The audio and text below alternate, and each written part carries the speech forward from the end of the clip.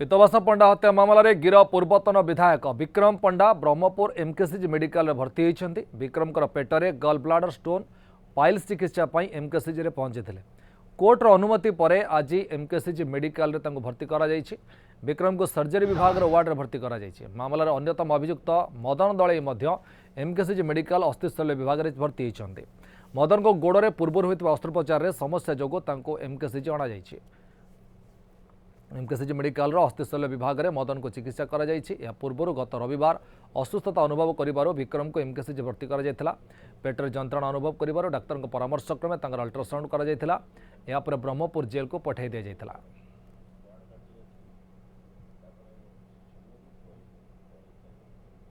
Plan थिला तो 2 दिन 3 दिन तले भी से आसले आम अनुष्ठान को चिकित्सा फेरी आइले फिर कौन सीवियर पेन एबडोमेन हला बोली फिर आउथरे आछन आज आसिक आमर चिकित्सक विशेषकर सर्जरी डिपार्टमेंट रे सब देखाई फर्दर इन्वेस्टिगेशन एंड ट्रीटमेंट बोधे चाहते एडमिशन करा तेणु एडमिशन प्रोसीजर बोधे हो जामर तेणु एडमिशन हे से इन्वेस्टिगेशन है जहाँ कि आम से निदान में पहुँचे से हिसाब से उपयुक्त चिकित्सा कर मना नहीं।